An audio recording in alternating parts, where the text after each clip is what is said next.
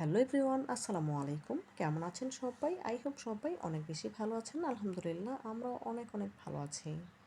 আজ আপনাদের জন্য নতুন আরও একটি রেসিপি নিয়ে চলে এলাম। আজ শেয়ার করব কাঁচা আমড়ার টক ঝাল মিষ্টি আচার। আশা করি আচারের রেসিপিটি আপনাদের অনেক বেশি ভালো লাগবে। তো বন্ধুরা, কথা না বাড়িয়ে চলুন আচার তৈরির মূল প্রস্তুত প্রণালীতে যাওয়া যাক। আচার তৈরি করার জন্য এখানে 1 কেজি পরিমাণ কাঁচা আমড়া নিয়েছি। আমড়াগুলো খুব ভালোভাবে ধুয়ে খোসা ছাড়িয়ে নিতে হবে। আমড়াগুলো ধুয়ে নিয়েছি। এখন একটি চাকুর সাহায্যে আমড়ার গা থেকে খোসাটা ছাড়িয়ে নিচ্ছি। আমি চাকুর সাহায্যে খোসা ছাড়িয়ে নিচ্ছি, তবে আপনারা চাইলে দা বটি বা পিলারের সাহায্যে খোসা ছাড়িয়ে নিতে পারেন, কোনো অসুবিধা নেই। দেখুন, এক এক করে সবগুলো আমরা খোসা ছাড়িয়ে নিয়েছি। খোসা ছাড়ানো আমড়াগুলো একটি বোলে তুলে নিয়েছি। এখন এতে দিয়ে দেবো পর্যাপ্ত পরিমাণে পানি। যেহেতু আমড়ার গায়ে কষ লেগে থাকে, পানিতে ভিজিয়ে রাখলে কষটা চলে যাবে। এভাবে করে ভিজিয়ে রেখে আচার তৈরি করলে আচারের কালারটা অনেক বেশি সুন্দর আসে। সেজন্য এভাবে পানিতে ভিজিয়ে রেখে দিলাম 10 মিনিটের জন্য। এই 10 মিনিটে আচারের গা থেকে কষটা চলে যাবে। ফিরছি 10 মিনিট পর। পানি থেকে আমড়াগুলো তুলে নেব। আমড়াগুলো তুলে একটি বলে রেখেছি। এখন আমড়াগুলোকে চিরচির করে নিতে হবে। আমড়াগুলো চির করে আলাদা করবো না, আস্তই রাখবো। রান্নার জন্য চুলায় চলে আসলাম।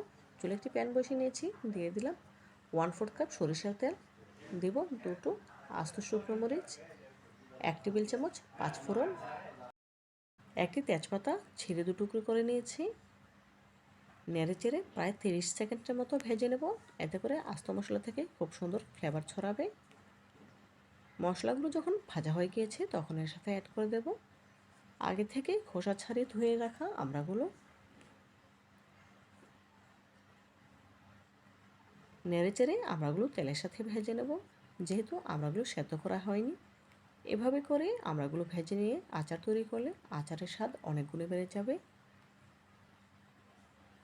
দিয়ে দেব পরিমাণ মতো লবণ।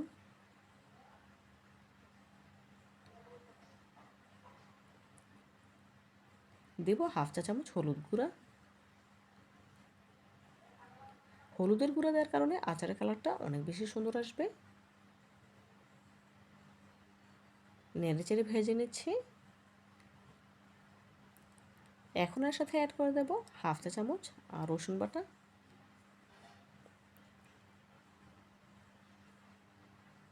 নেড়ে চেড়ে খুব ভালোভাবে ভেজে নেব। এতে করে রসুনের কাঁচা গন্ধটা চলে গিয়ে খুব সুন্দর ফ্লেভার ছাড়বে। প্রায় 3 মিনিটের মতো আমড়াগুলো নেড়ে চেড়ে ভেজে নিয়েছি। এখন এর সাথে অ্যাড করে দেব মেজারমেন্ট কাপের 1 কাপ চিনি। 1 কেজি আমড়ার জন্য 1 কাপ চিনি দিবেন, অথবা 200 গ্রাম চিনি দিবেন। খুব ভালোভাবে নেড়ে চেড়ে নিচ্ছি। এখন এর সাথে অ্যাড করে দেব মেজারমেন্ট কাপের 1 কাপ পানি। যেহেতু আমড়াগুলো সেদ্ধ করা হয়নি, 1 কাপ পানি আর চিনি মিলে আমড়াগুলো পুরোপুরি সেদ্ধ করে নেব। খুব ভালোভাবে নেড়ে চেড়ে নিচ্ছি। নেড়ে নেওয়া হয়ে গেলে এখন ঢাকা দিয়ে জাল করে নেব।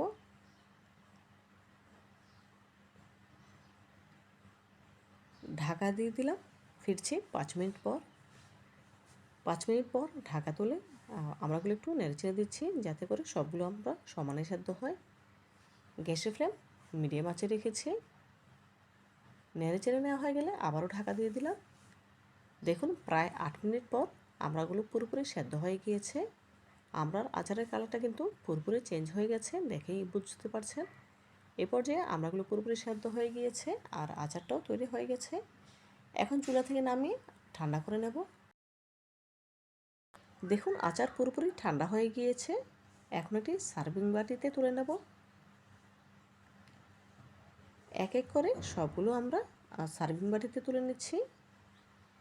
আমড়ার আচারের ফাইনাল লুক দেখুন, মাশাআল্লাহ, দেখতে কতটা সুন্দর এবং লোভনীয় লাগছে। দেখতে যতটা সুন্দর হয়েছে, খেতে তার থেকেও অনেক বেশি মজাদার। আপনারা একবার হলো আমড়ার সিজন থাকতে থাকতে এভাবেই আমড়া আচার তৈরি করে খেয়ে দেখবেন, ইনশাআল্লাহ অনেক বেশি ভালো লাগবে। তো বন্ধুরা, আজকের মতো বিদায় নিচ্ছি। দেখা হবে নতুন কোনো দিনে নতুন কোনো রেসিপিতে।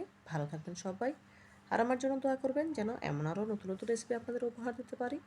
পরবর্তী ভিডিও দেখার আমন্ত্রণ জানিয়ে আজকের মতো বিদায় নিচ্ছি। আল্লাহ হাফেজ।